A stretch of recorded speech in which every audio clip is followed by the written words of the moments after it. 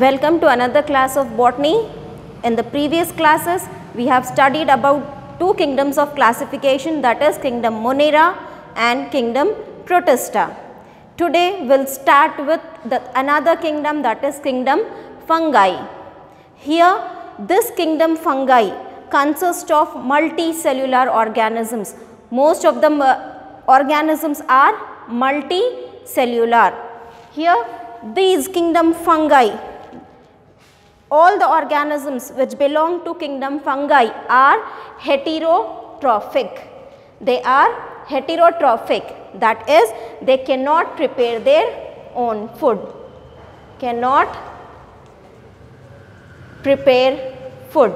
So, all organisms which are included under kingdom Fungi, they are all heterotrophic and they are all eukaryotic. They are all eukaryotic with proper defined nucleus, and all the organelles will be present, and all of the organisms are heterotrophic. They cannot prepare their own food. They depend on the other organisms for their nourishment. They are cosmopolitan. They can be found everywhere. Fungi can be found everywhere, and especially in warm and moist places, dark places, dark, warm, moist, swamp places where we find moisture, where the sunlight is not proper, where the places, the fungi are mostly found everywhere, but the most favorable places for them is warm places, moist places where the temperature is not very high, not very low. Warm ones, the moist places where they can get a little moisture, water. If water is present, it is okay, and they will be present in the areas where moisture is present. So, they can be found in dark, warm and moist places. These are the favorable places for them.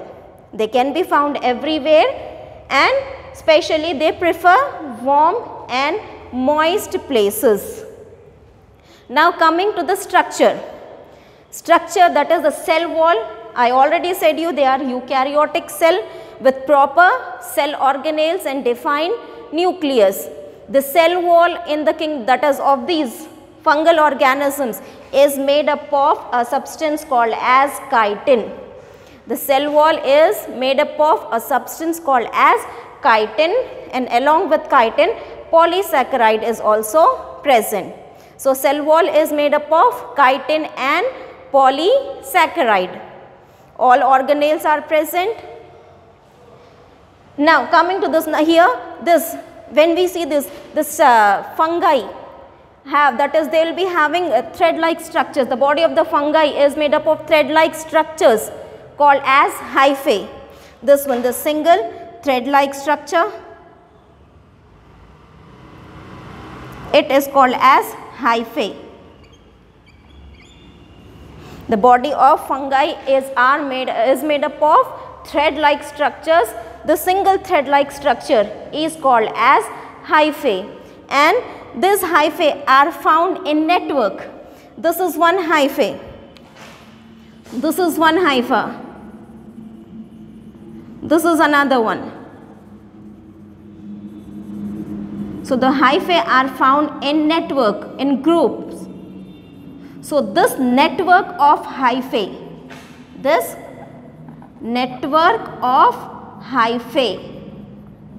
is called as mycelium. The network of hyphae is called as mycelium.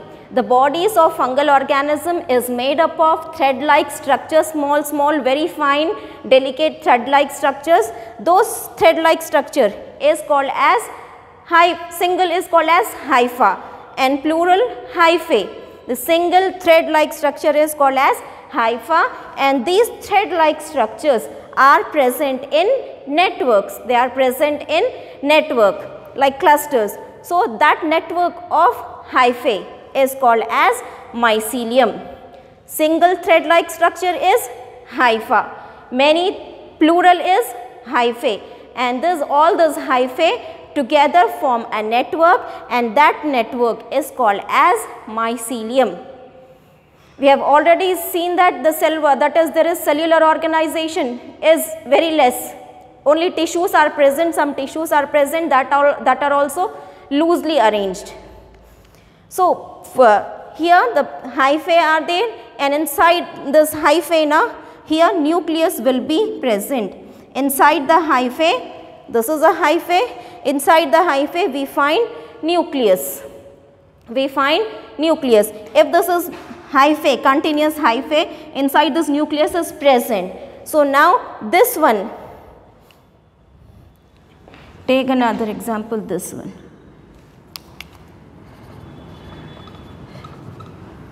If we have divisions in this hyphae, if we have divisions in this hyphae, inside the hyphae cytoplasm will be present as well as nucleus will be present.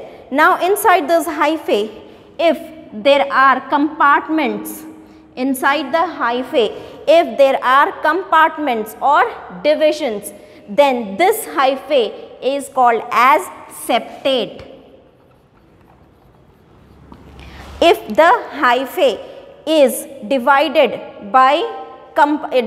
into compartments by a wall-like or septa or septum-like structure, wall-like structure, then this hyphae is called as septate. Here it is continuous. Inside the cytoplasm is there and many nucleus are there. So, it is continuous. There are no divisions inside this one. So, this condition, if hyphae is in this condition, then it is called as aseptate. If hyphae is continuous without divisions, without compartments, then it is called as aseptate. And if this hyphae is divided into smaller compartments or divisions with the help of wall-like structure called as septa, this is the septa, this is nucleus, and inside each septana, inside each compartment, not septa, inside each compartment one nucleus will be present. This is one compartment, one nucleus, then this compartment with one nucleus, this compartment with one nucleus. So, when there is septa in between, in the hyphae, in the hyphae, here we find smaller compartments, and in that now in each compartment we find one nucleus. So, this is called as septate. Here there are no divisions, cytoplasm, nuclear material and all is present, no divisions. So, we find inside this only one hypha, this is one hypha, but inside the hypha many nucleus are present. Inside the hypha many nucleus are present and compartments are absent. Here inside this hypha compartments are present, each compartment has only one nucleus. This hyphae is divided into smaller division and each division has one nucleus. So, it is called as septate and each compartment has one nucleus. Each compartment has one nucleus. Whereas, this one there is no compartments, it is too continuous, the hypha is continuous without any walls and we find many nucleus. So, this condition is called, this is called as aseptate, without divisions and presence of many nucleus in a single hypha, then that condition is called as cenocytic condition. The condition in which in a single hyphae we find many nucleus, multinucleated, we call it as multinucleated. We find this multinucleated hypha in aseptate. If the hypha is aseptate, then we find multinucleated. So, it is the term given to this many presence of many number of nucleus in single hyphae, that term is cenocytic. And here with septate, only each compartment will be having one nucleus, and this type of hyphae is called as septate hyphae. This hyphae is called as aseptate hyphae. So, their bodies, the bodies of the fungal organisms is made up of network of hyphae, and that network of hyphae is called as mycelium. It is called as mycelium. It can be cenocytic or acenocytic, that is uninucleate. Depends on the presence and absence of septum. Depends on the presence and absence of septum or wall-like structures. So, the cell wall is made up of chitin and polysaccharides. The body is made up of fine thread-like structure. Each thread-like structure is called as hyphae. Inside this hyphae, nucleus and all cytoplasmic materials will be present. Okay. If the cytoplasmic material and nucleus are continuous without any divisions, then that type of hyphae is called as aseptate hyphae, and the condition is called as cenocytic. But if the hyphae is having walls separating it into smaller compartments, then that type of hyphae is called as septate hyphae, and each hypha, that is each compartment, will have one nucleus. So, and this structure or the network of hyphae is called as mycelium. Now coming to this next, where they are found dark, moist, humid, that is warm places.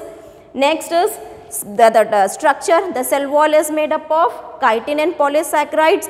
Based on the presence and absence of septum, they can be, the hypha can be cenocytic and acenocytic, and network of hyphae is called as mycelium. Coming to this mode of nutrition, how they take nutrients in our body. So, they are heterotrophic. We have already said that they are heterotrophic, that means they cannot prepare their own food. And then how, by what way they take their nutrients if they cannot prepare it. So, these fungi can be saprophytic. They can be saprophytic, that is they can feed on dead and decomposed matter. Saprophytic, they feed on dead and decomposed organic matter. They feed on dead and decomposed matter. They can be parasitic. These fungal organisms can be parasitic. They live inside the bodies of plants and animals, and they can be symbiotic. They can be symbiotic. Symbiotic in the sense mutual association between two organisms.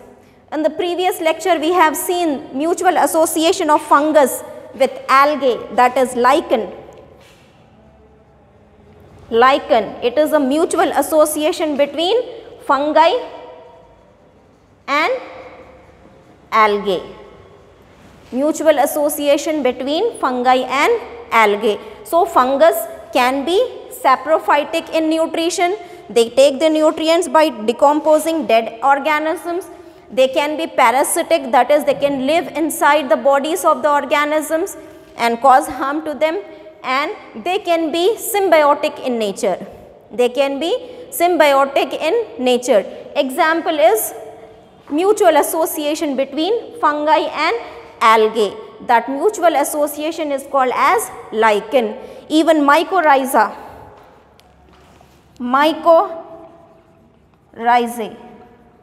it is also a symbiotic association between fungi and higher plants.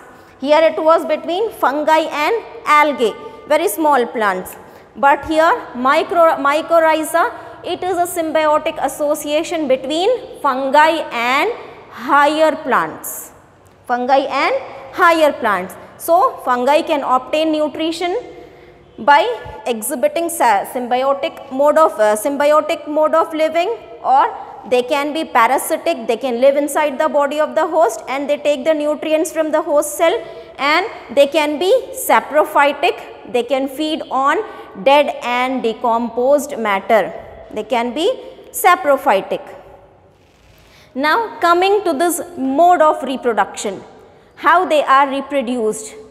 The fungi can be reproduced by three methods, that is they can reproduce by vegetative reproduction, they can be reproduced by asexual reproduction, they can reproduce by sexual method of reproduction. In vegetative reproduction, it can be by binary fission. It can be by budding. Fungi can reproduce by 3 methods. It can reproduce vegetatively by binary fission or by budding. In binary fission, what happens? Simple. One organism, one cell will be divided into 2 new cells. This is 1 and this is 2.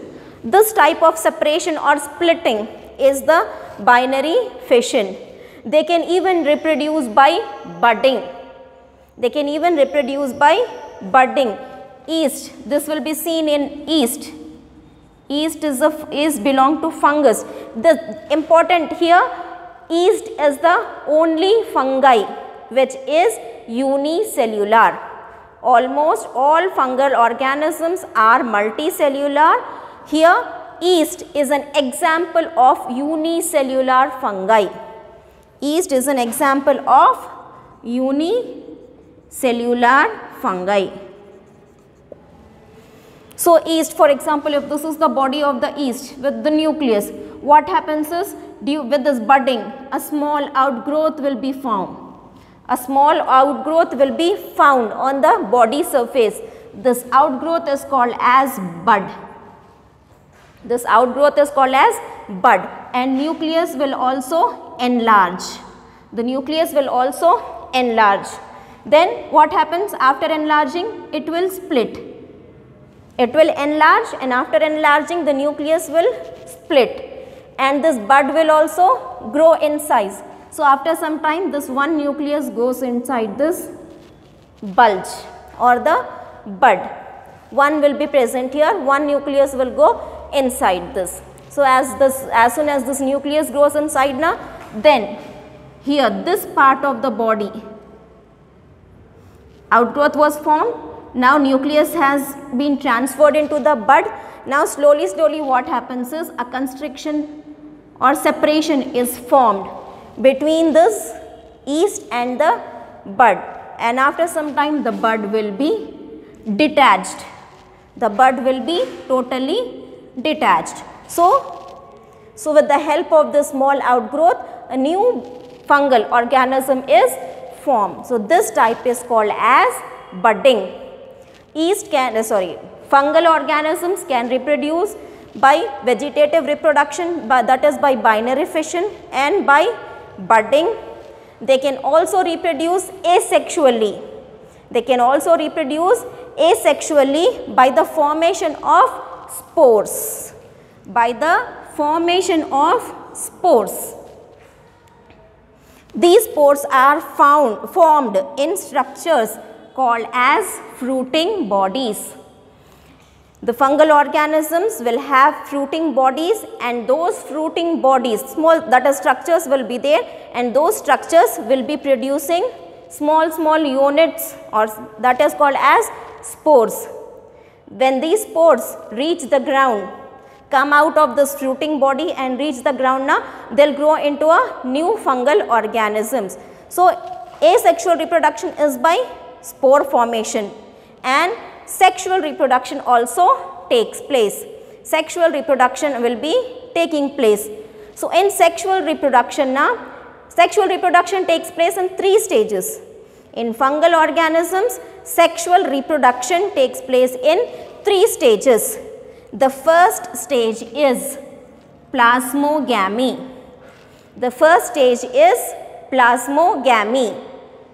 Here what happens? Here in this first phase, plasmogamy, then the second is karyogamy, and the third is meiosis. Sexual reproduction takes place in 3 steps. One is plasmogamy, next is karyogamy, and the third is meiosis. In plasmogamy, cytoplasm will combine, because sexual reproduction means 2 organisms will be there. Here male fungi, female fungi, it is not there. So, here what happens is 2 hyphae will combine. 2 hyphae will be combining. The hyphae can be similar or hyphae can be different, but two hyphae will combine. Two hyphae will combine, the thread-like structures will combine. So, first what happens is the cytoplasmic material inside that two hyphae will combine. That is called as plasmogamy. Then after combining of this cytoplasmic material, the two nucleus fuses. The two nucleus fuses. So, that is called as what? Karyogamy. Gamy is fusion. The word gamy means fusion. Here plasmogamy, that is cytoplasmic content will fuse. Here in karyogamy, karyo is nucleus. Karyo is something it related with nucleus. So, after cytoplasm combines, then two nucleus will be combining. That process is called as karyogamy. So, when nucleus combines na, it forms dikaryon. And then the third stage is meiosis. The third stage is meiosis. So, the combined nucleus will undergo further divisions and produces that is haploid spores. They produce haploid spores. We'll study all the stages in detail when we study about the different kingdoms or different groups of fungi. So, vegetative reproduction is by binary fission and budding. Asexual reproduction is formation of spores in fruiting bodies, and sexual reproduction also takes place, which takes place in 3 steps. The first step is plasmogamy, second step is karyogamy, and the third step is meiosis. Now, in the next class, we will study about the different groups which will be studying under this kingdom fungi.